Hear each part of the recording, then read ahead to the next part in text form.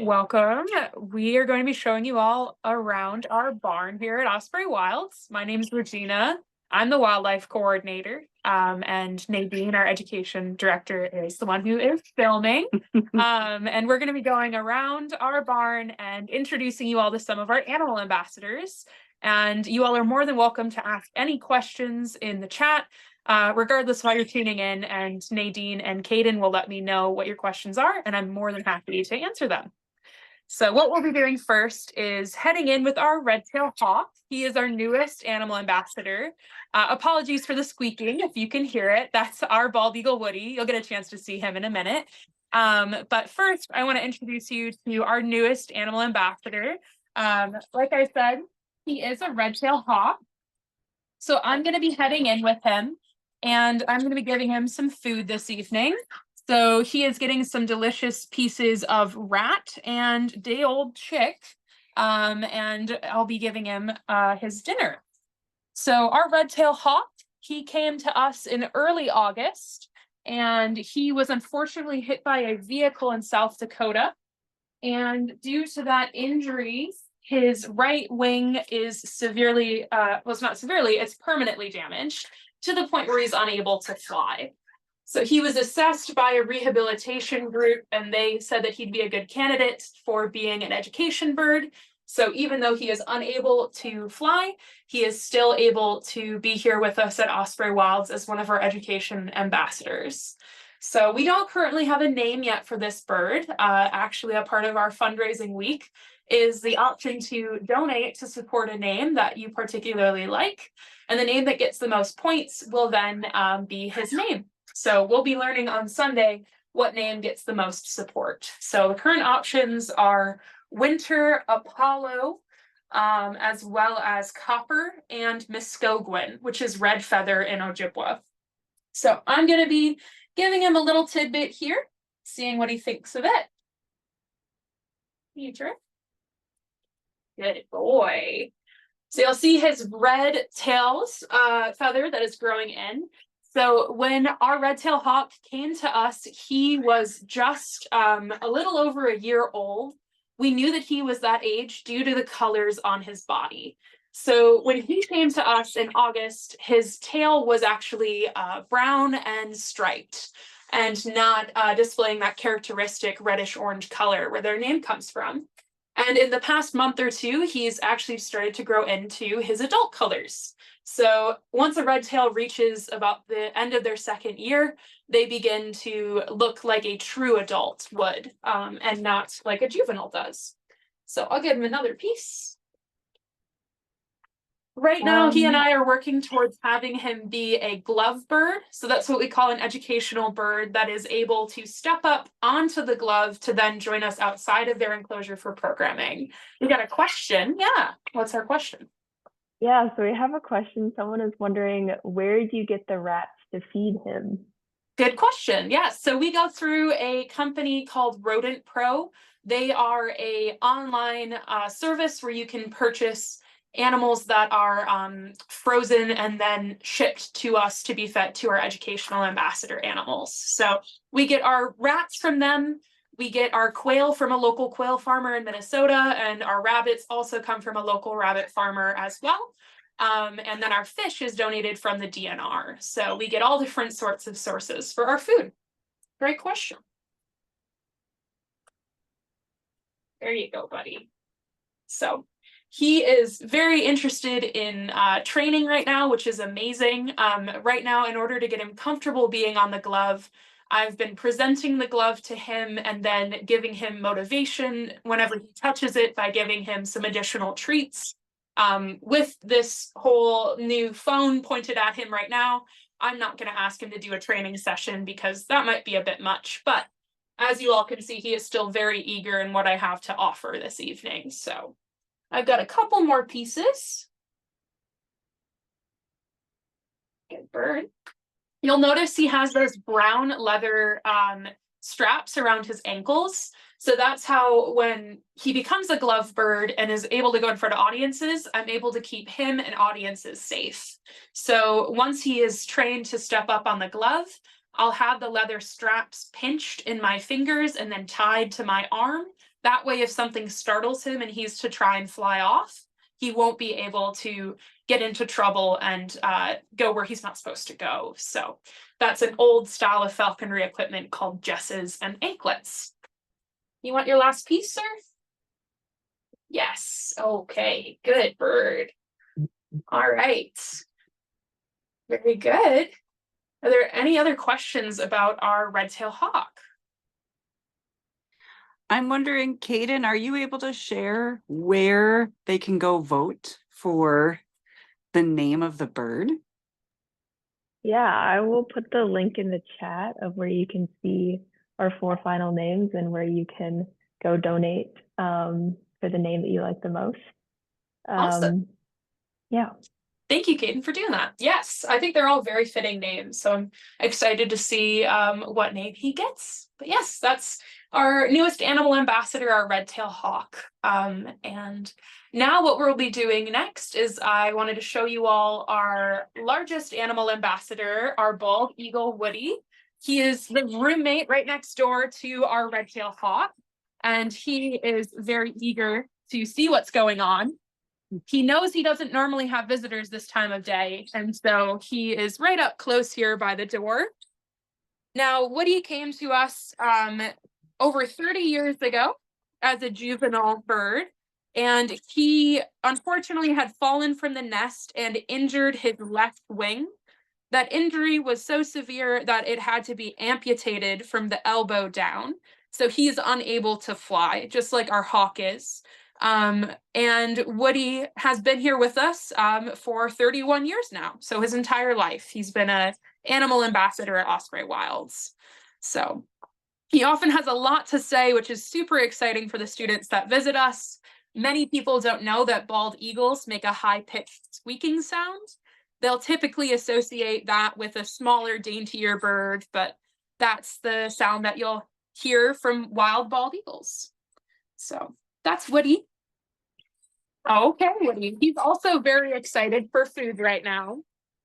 In the fall, they are beginning to bulk up so that they're able to stay full throughout the entire winter. So he is very ravenous. No matter how much food I give him, he is always willing to gorge himself on more. You have a question? I think so. We do have a question. Someone is curious, how long do eagles live in the wild? Good question. Yeah. So if Woody were living outside of captive care, 30 is about as old as you'd expect an eagle to get in the wild. In captivity, though, you can typically have them live into their 40s, 50s, or even 60s, depending on the bird. So in the wild, 30 is about as old as you'd expect an eagle to be. But thanks to our excellent veterinarians and our medication that we give him, we're able to help him live longer and be comfortable here with us in captivity. So, all right. I'm going to close up our hawk for the evening. And then we are going to walk over and say hello to our spikiest animal ambassador.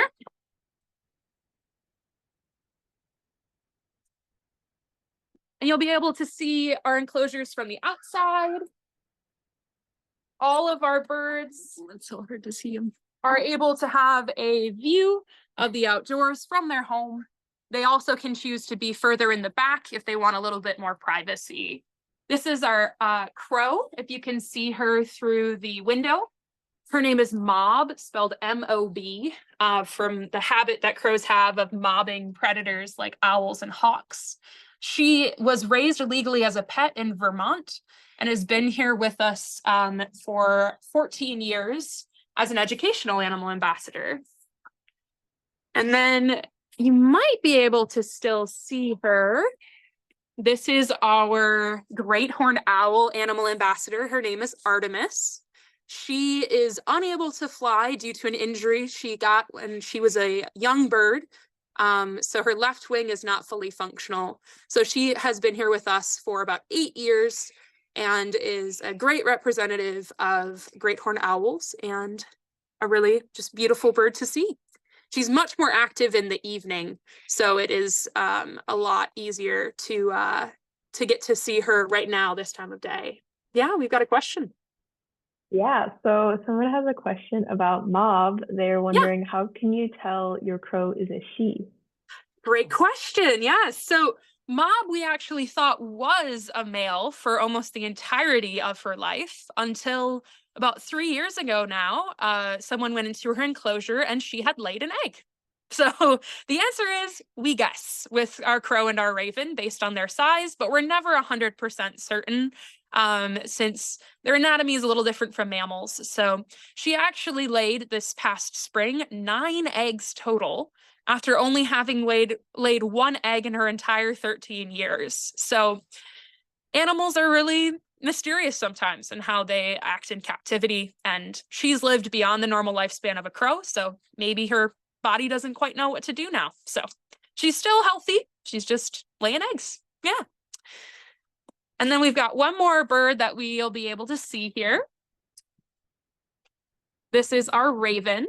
His name is Onyx. So Onyx, the same as Mob, was raised illegally as a pet in northern Minnesota and then was surrendered to Osprey Wilds to have as a permanent educational bird. So you might notice Onyx is a great deal larger than our crow Mob. Ravens can get to be the size of a red-tailed hawk, and they do much better in wild settings compared to the urban settings that crows typically thrive in. We have a question.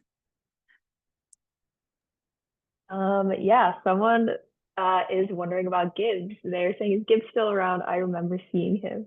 Yes, actually. So you'll be getting to see Gibbs when we head inside. Since it's been getting colder, he now has a new indoor enclosure that you all will be able to see. So if you hang around after we meet Quilbert, our porcupine, we'll be going inside and you'll see Gibbs. Yes. All right. We are going to move on then to our porcupine. If there's any other questions about birds that come up, you can still feel free to ask them, and I'm happy to talk more about them. But we can keep on moving.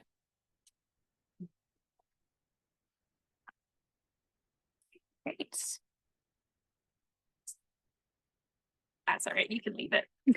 So all of our animals here are in a refurbished dairy barn that was built quite a long time ago and has since turned into an animal care building.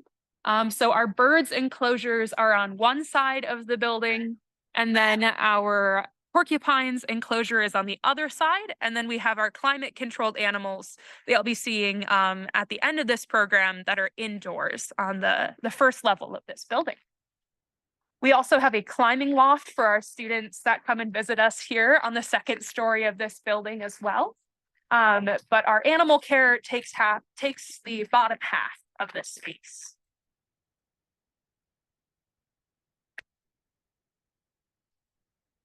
And our porcupine, who we're going to be seeing next, he was acquired by Osprey Wilds in the spring of last year as a baby. So when Quilbert, our porcupine, came in, he was only about the size of my shoe, my boot. So pretty tiny. And he has since grown into a pretty large guy. So we'll head in and you'll get a closer look and see just how big he is. Buddy. So porcupines typically get to be about 15 to 20 pounds in the wild as a male porcupine.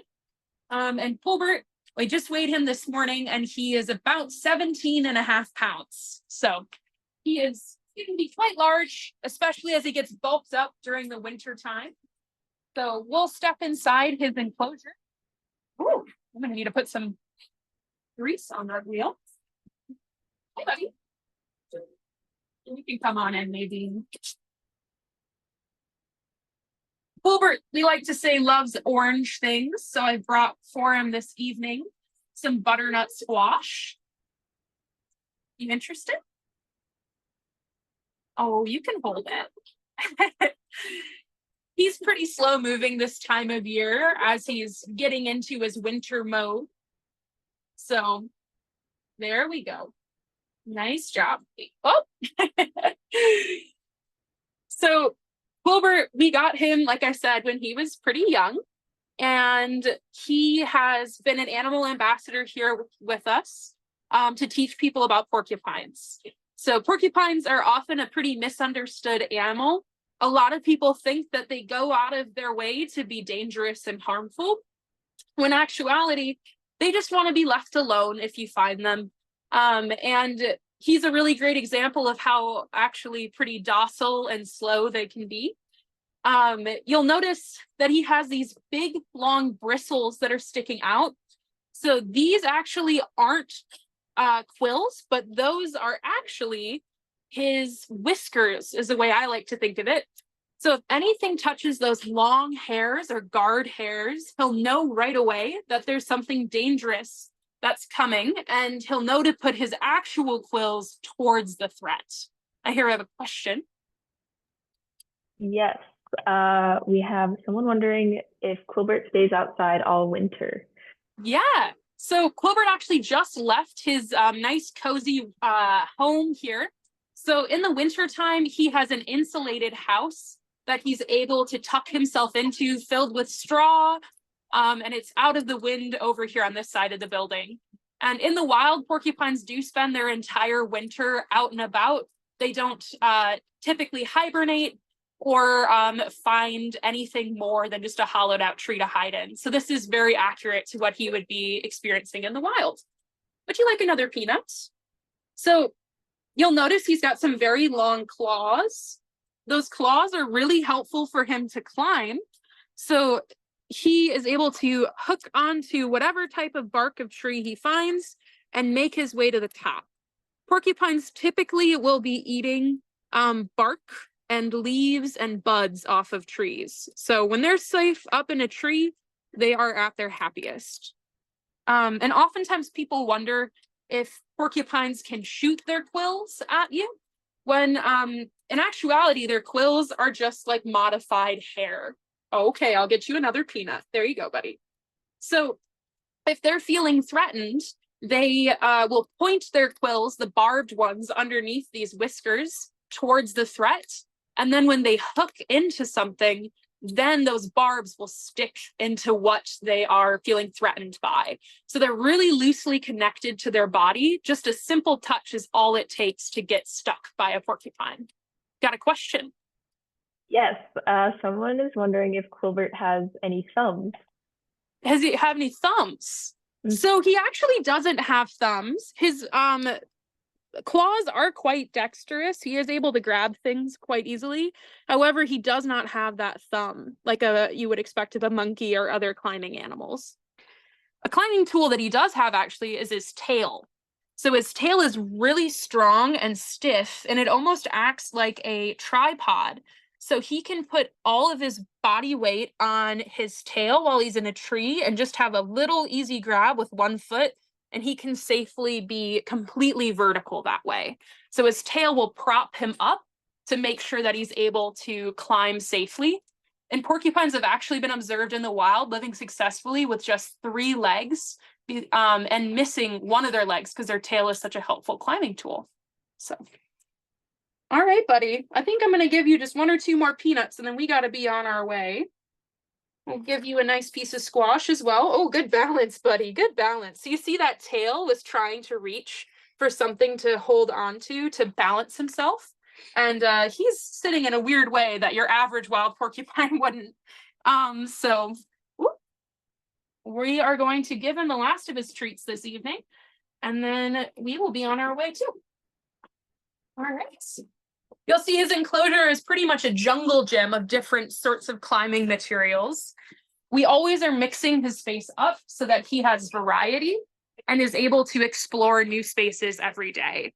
We also will give him different cuts of trees so that he can have things to chew on. So we'll give him, in particular, his favorite right now is white pine. He loves to eat the needles and the bark off of white pine. But he has also enjoyed lots of other species of trees in the past.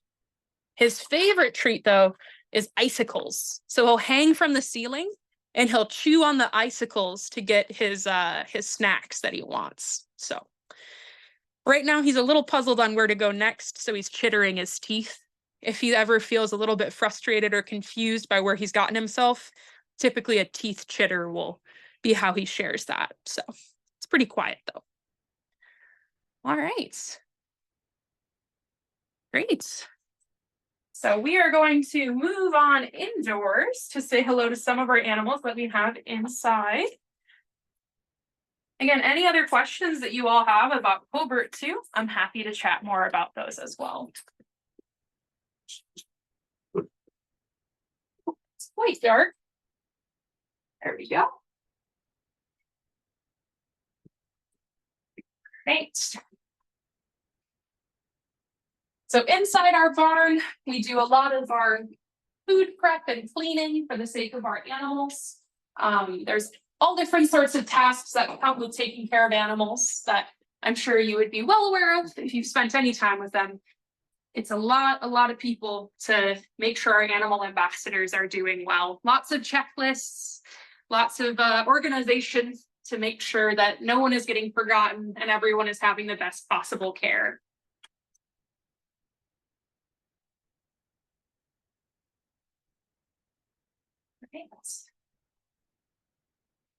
And we have a wall here to remember all of our animal ambassadors that have passed away that we've had here at Osprey Wilds. So birds going all the way back to 1979 that we've had as excellent animal ambassadors. So we like to remember them and all the people they educated. All right.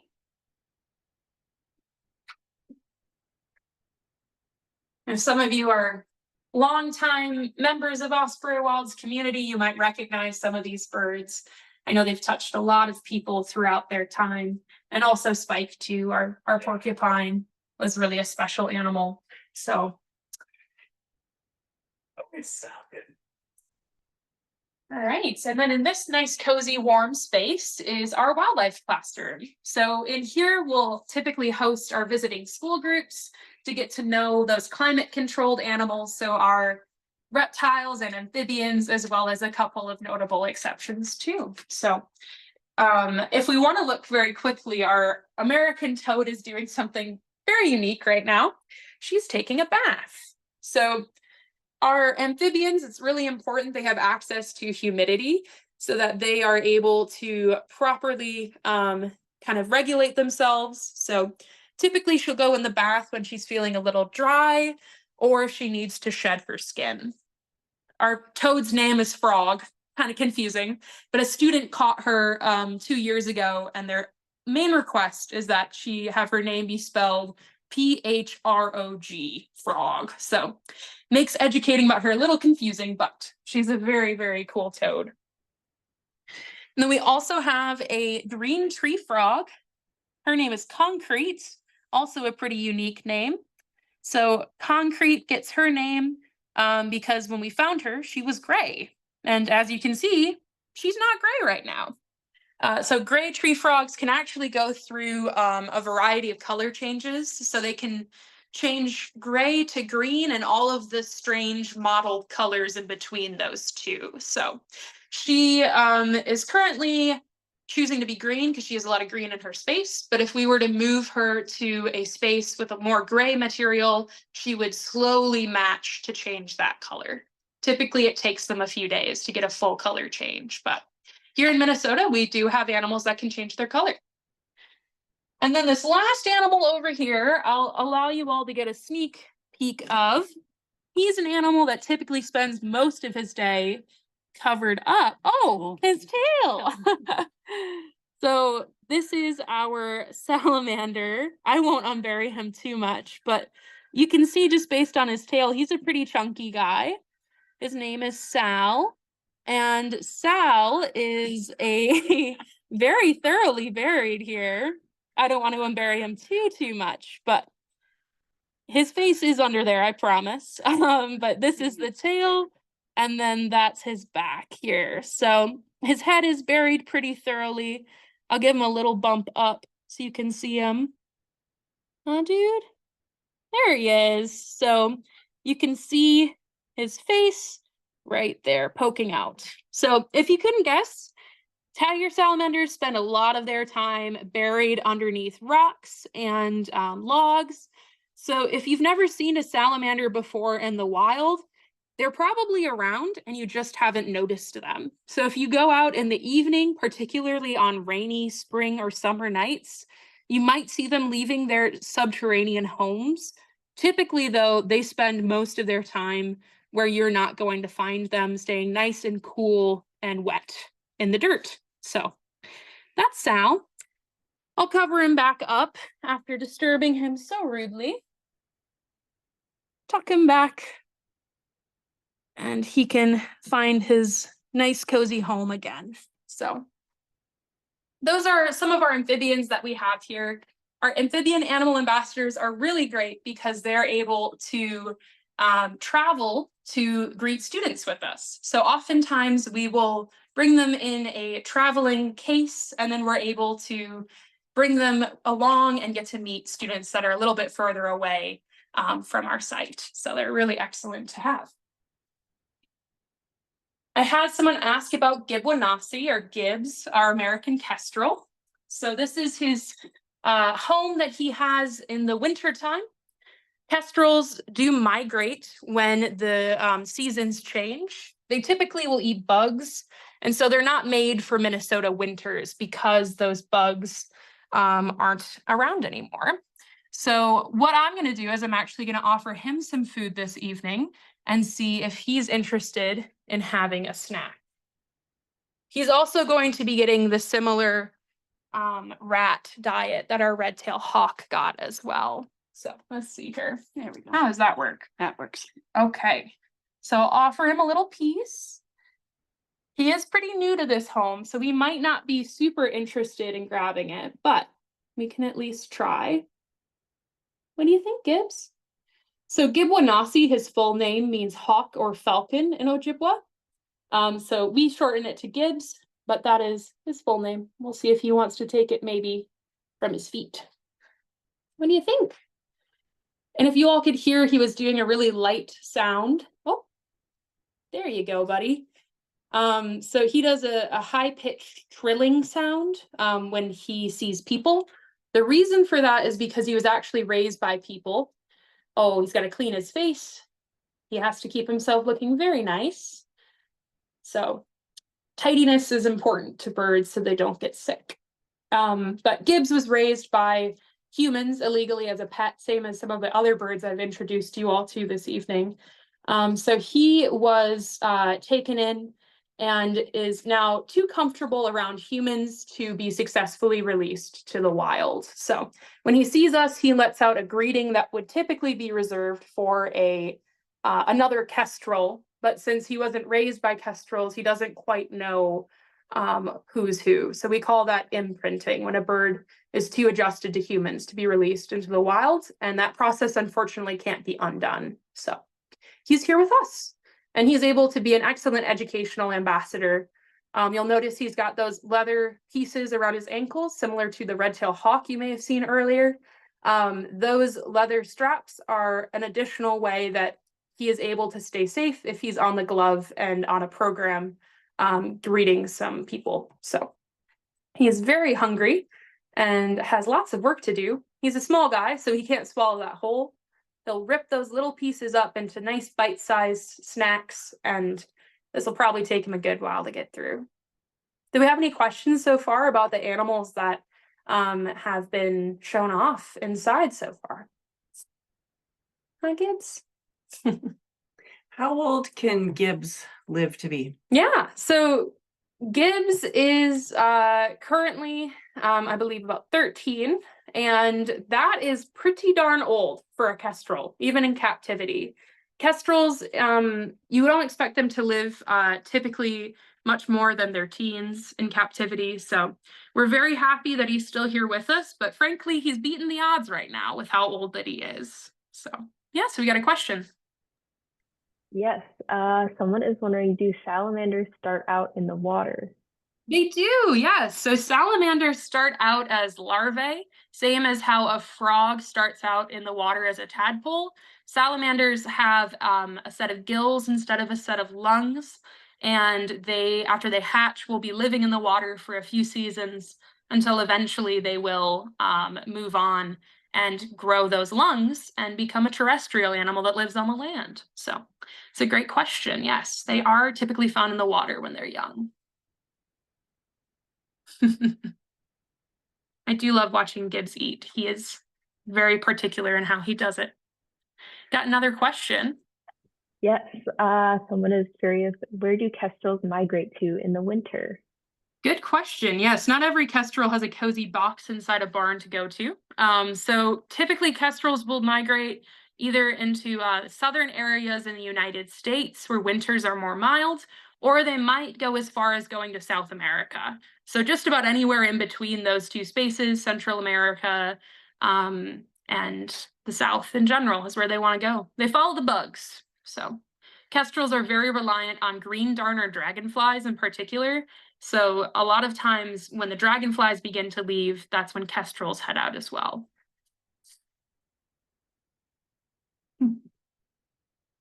Awesome. Yes, another question. Yes, someone is wondering, are kestrels endangered? Oh, that's a good question. So kestrels are doing pretty well right now as a species. I don't believe they're anything beyond least concern. However, they're an excellent, what we like to call a bioindicator species, since they're so dependent on insects.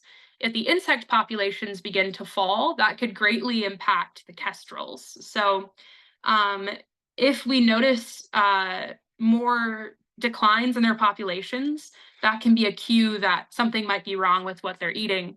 And insects are important for more than just kestrels. So they're an important species to keep an eye on, even though their population seems to be doing well.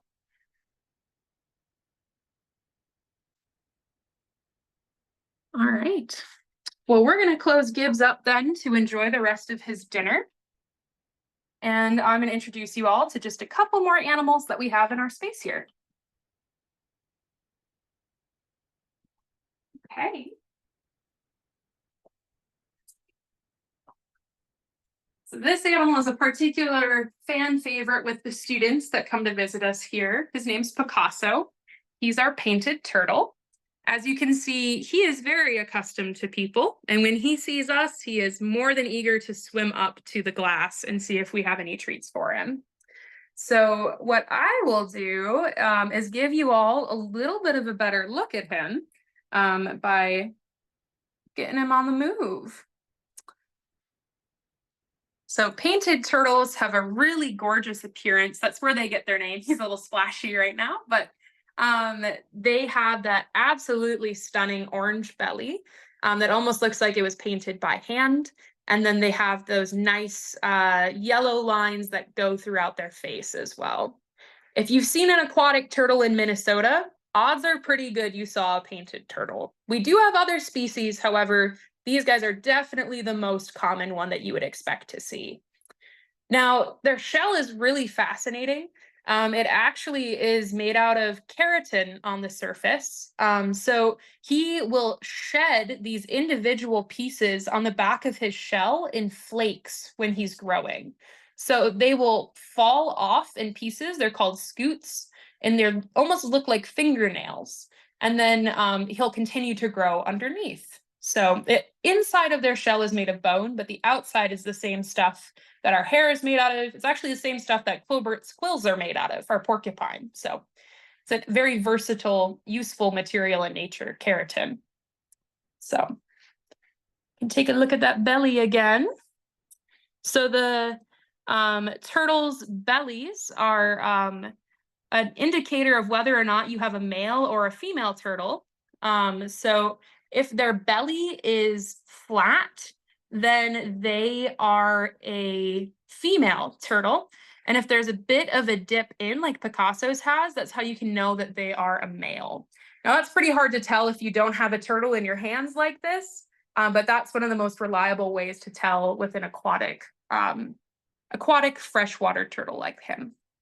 So Picasso really likes to eat bugs, so we feed him mealworms, dubia cockroaches, and darkling beetles. Those are his favorite snacks, but he does also get vegetables and some different pellets too to round out his diet. Does anyone have any questions about Picasso? Can we tell how old he is? Yeah, so Picasso's an interesting turtle. So he looks like he's quite young, but he's actually over 10 years old. Now, we've had him here at Osprey Wilds for over 10 years, which is the only reason I feel confident saying he's that old. If I were to find a turtle his size in the wild, I'd guess he's probably a year or two. The reason we think he's so small is because he possibly wasn't getting the correct amount of sunlight and nutrients to grow larger. He's a perfectly healthy turtle, other than the fact that he's pretty tiny. So, yes, we got a question. Yes, someone is wondering, where does he sleep? Good question. So Picasso has a great habit of scaring me when he's asleep. So I'll put him back in his space and I can show you where he sleeps. So we have a little bit of a current that goes on in his home. This black machine here is what pushes water around. So to prevent himself from drifting in his space, he'll tuck himself behind this filter here. And he's able to get out easily and safely, but it stops himself from drifting. So he'll oftentimes be hidden away behind there, and he'll give me quite a scare, but he'll tuck himself right back there. It's actually the perfect size for him. Sometimes he'll rest on top of this platform here too. He does have to breathe, but he can hold his breath for quite a while. But this platform is a nice space for him as well to hang out. So those are the two common places I usually see him sleep, but a lot of animals don't typically sleep for 8 hours like we do. They'll just catch quick cat naps when they feel safe. So that's typically where he'll rest. And then some other animals we have in here. This animal might be really hard for you all to see. His name is Guacamole, and he's a leopard frog. You might be able to see him from above. He is, he might be a little too tough. His camouflage is excellent, which is a really great example of his features. But just the nature of how this enclosure is set up, it might be challenging for you all to see him. Yeah, I can. Yeah, just a little bit. Like right there. Yeah. Well, if you've ever seen a leopard frog in the wild, you know that sometimes they scare you more than you scare them when they finally decide to jump. So I'll take an animal out that you all can see a little bit easier. So this animal is our snake. Hello, buddy. Oops. So he is our hognose snake. His name is Wilbur. Now, Wilbur has a very distinct shovel nose that you might notice when Nadine gets up close like that. So hognose snakes, the reason that their name is hognose is because their nose is upturned like a pig's nose. Now, the reason it's got that upturned look is to allow them to dig. So hognose snakes are found in Minnesota. All the animals I've shown you actually today are able to be found in Minnesota. However, he doesn't spend his time in trees. He is more interested in creating tunnels. So that little nose will allow him to scoop things out of his way and burrow into his environment.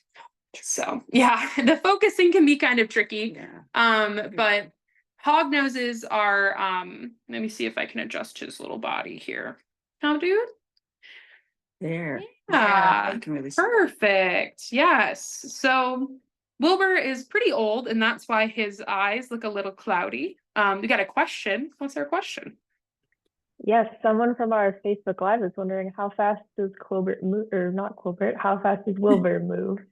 Good question. So right now, he is very slow. I caught him hanging on his cold part of his space, so his body is kind of operating at a slower speed. But if he's nice and warm and has a reason to move, I'd say on a human speed, he could move at a slow walk, which for an animal of his size isn't that slow.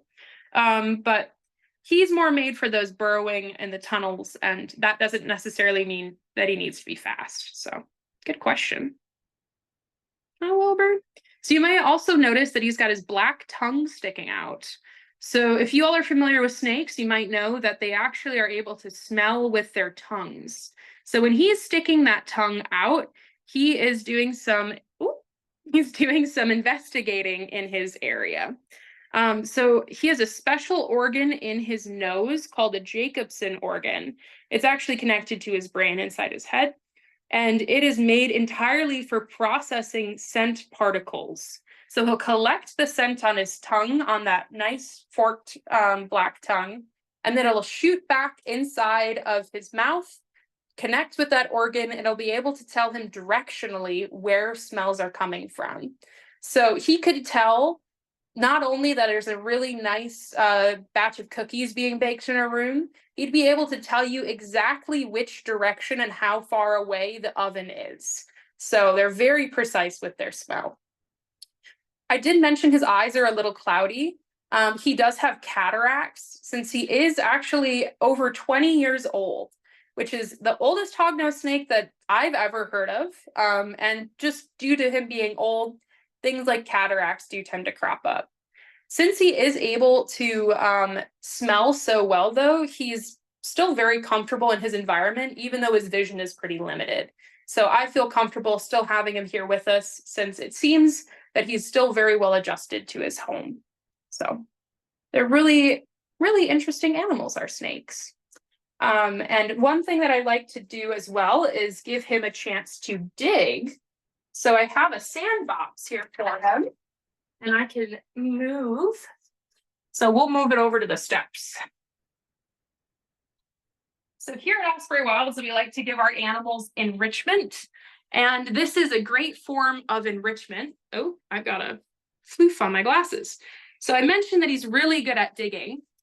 So we like to spice up their day-to-day life by giving them new opportunities to use their senses and express natural behaviors. So Wilbur, you can see he's wiggling his head back and forth, digging that hog nose into the sand and trying to make himself a tunnel. Now, enrichment can be done in a lot of different ways. This is just one example. We also like to feed our animals in different ways. So our crow and our raven, they'll get their food presented to them in puzzles so that they're able to stay kind of mentally active and not get bored in captivity. I'm going to suggest that he doesn't escape his sandbox, and I'll give him a new opportunity to dig, just because I don't want him wandering off too far. But we will give puzzles to our animals for enrichment. We will play music for some of our animals to give them different things to listen to. Are you done with your sandbox, Wilbur? I'll give you one more attempt if you want to dig, but then I'll send you home. An important part about enrichment is that it's the animal's choice. So even if he's not digging, he can feel this kind of unique texture on his belly as well. Sometimes, though, with his bad vision, he doesn't quite know where he's going. So I like giving him a few chances to dig. There he goes. He's at it again. So he's pretty old, so he's not quite up to snuff when it comes to digging a perfect tunnel. He can try his very best, but at the end of the day, he doesn't quite have maybe what it takes like a young hognose would to create a really effective tunnel, but he tries his best. Oh, there he is. Hello, Wilbur. We're not going too far down. So other snakes that you might see commonly in Minnesota, I know a lot of folks tell me that they see garter snakes. They are those black snakes with the yellow and green stripe that runs down their back. We also have fox snakes and bull snakes. We do have two venomous snakes in Minnesota. We have the Eastern Massasauga and the timber rattler. Those two are typically found in southern Minnesota, not typically up in this area. But it's always good to give animals space, regardless of whether or not you think they're dangerous, because they want to have their area respected, same as we do. So even if you're not sure if it's a venomous snake, never hurts to just give them some room so they can go about their business, because odds are they just want to be left alone. So I'm going to put Wilbur back to his space.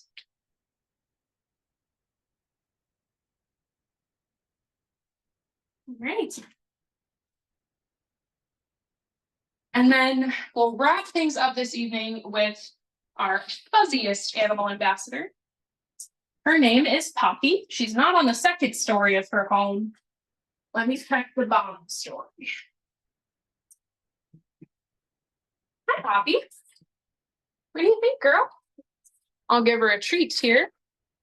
She's currently hanging out in her litter pan. Come here, girl. You want your treat?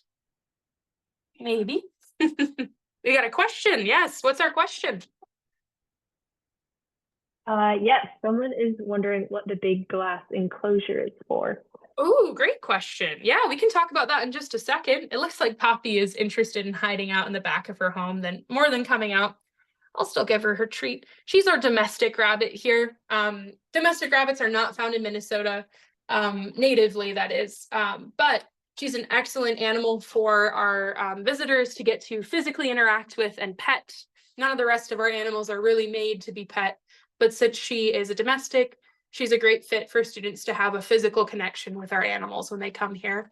And she's a good example of mammals, in particular cottontail rabbits that can be found in Minnesota. So I had to mention Poppy. But yes, our other large space in here is where our bull snake lives. So this enclosure, she has been in for a little over a year, and she gets lots of space to explore. Since she isn't readily out right now and she's hiding in her home, I don't necessarily want to take her out. However, I can give you all a little peek at her if you would like. So she is by far our largest snake at Osprey Wilds. She is 6 feet long, pretty tremendously large snake. But you wouldn't think that she's that big, because she can coil her entire body up inside of this one white little box. So she's tucked in there. I don't want to drag her out right now though, because she seems pretty cozy where she's at. But bull snakes are by far the largest snake you can find in Minnesota. They can get to be up to 10 to 12 feet long in the wild. So Goldie's 6 feet long. She's still got some room to grow. But she is an arboreal snake, like you may be able to tell based on her home. There's lots of opportunity for her to climb and explore. She can dig a little bit, but she's not the same as Wilbur, our hognose snake. She needs a little bit more elevation in order to have some excitement in her life. We got a question. Yep, someone is wondering, what does she eat? Good question. So she eats rats. We have frozen rats that we thaw, and then we'll offer them to her once a week, and she'll be able to gulp them down in just one go. So a general rule of thumb is the widest section of a snake's body is the widest food that they can safely eat. So Goldie's widest section is about that big. So that's as large of a rat as I can offer her, which is a pretty sizable rat. So she's offered it once a week. And depending on how she's feeling, how the seasons are changing, she could eat it one of those every single week. So the fur, the tail, bones and all down in one go. So pretty amazing that they can do that. Yeah. Question. Yes, someone is wondering, does she eat birds in the wild? Oh, that is a good question. I suppose I wouldn't turn them down if they had the chance to eat a bird. Birds are pretty quick though, and snakes are ambush predators, at least snakes like her are, and they're also constrictors. So circumstances would have to be pretty perfect for her to eat a bird. She'd probably be more interested in their eggs. She's a really specialized snake for eating eggs as well as rodents, but I wouldn't be surprised if they got a bird. Yeah, question. Someone is curious, what size school group fits in the animal classroom? What size school group fits in the animal classroom? That's a great question. So the seating arrangement that we have in our classroom right now, I would say our average audience is about 5th or 6th graders, and we could comfortably seat 12. Anything more than that gets a little tight. And already that's kind of having the kids sit a little on top of each other. So it is a small space, especially if we get high school bodies in here. So we do what we can with what we've got, but yes, that's about as many as we can typically fit. Any other questions about our entire program? Those were all the animals I was planning on showing you all this evening, but I'm happy to talk more about any of them if you all have any questions.